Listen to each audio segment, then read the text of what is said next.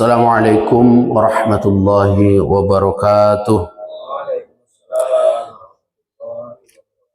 Alhamdulillahi rabbil alamin wa bihi nasta'inu ala umurid dunya waddin wa ala alihi wa sahbihi ajma'in, amma ba'du.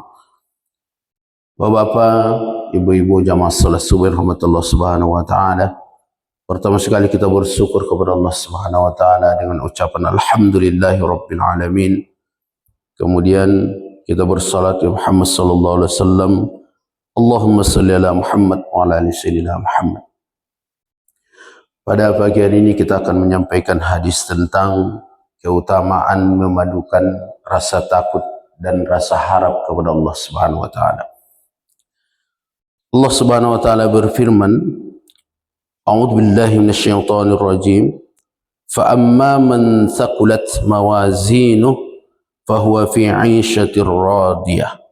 Wa amma man khaffat mawazinuhu fa ummuhu hawiyah. Al-Qari'ah ayat 6 sampai 9. Dan adapun orang-orang yang berat timbangan kebaikannya, maka dia berada dalam kehidupan yang memuaskan. Dan adapun orang-orang yang ringan timbangan kebaikannya, maka tempat kembalinya adalah neraka hawiyah.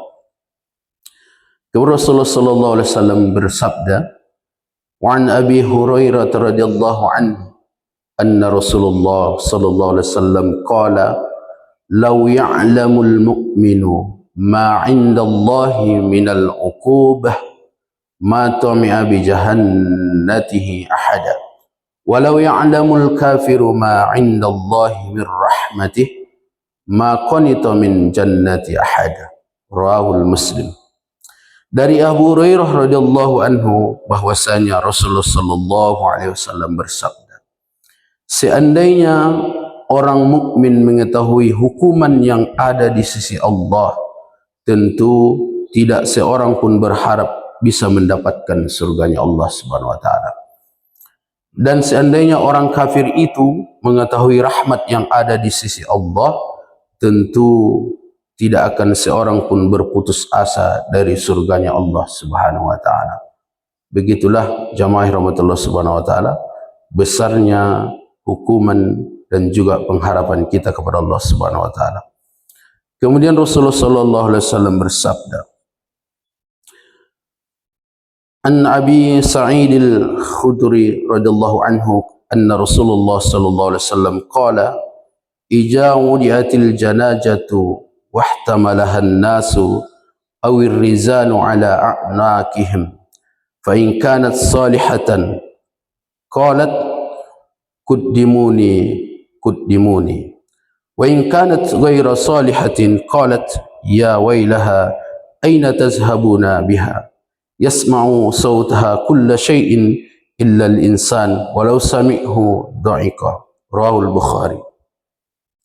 Dari Abu Sa'id al-Khudri radhiyallahu anhu bahwasanya Rasulullah sallallahu alaihi wasallam bersabda, apabila jenazah telah diletakkan di dalam keranda dan dipikul oleh manusia atau orang-orang di atas pundak mereka, maka jika jenazah itu soleh, ia akan berkata, cepatlah, cepat antar aku.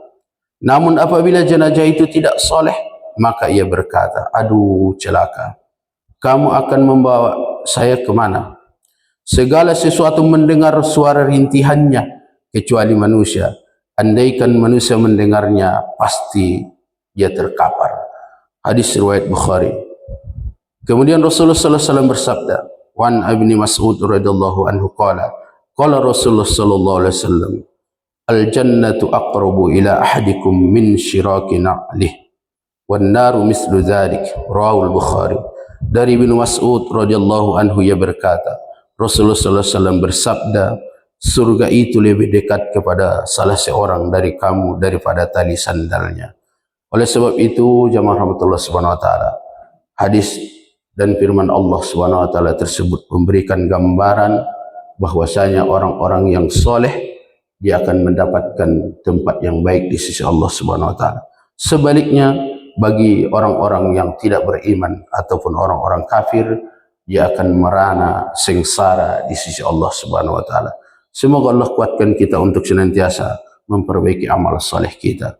Dan ini bisa kita sampaikan kepada keluarga kita. Subhanakallahumma bihamdika asyhadu an la ilaha illa anta astaghfiruka wa atubu ilaik. Assalamualaikum warahmatullahi wabarakatuh.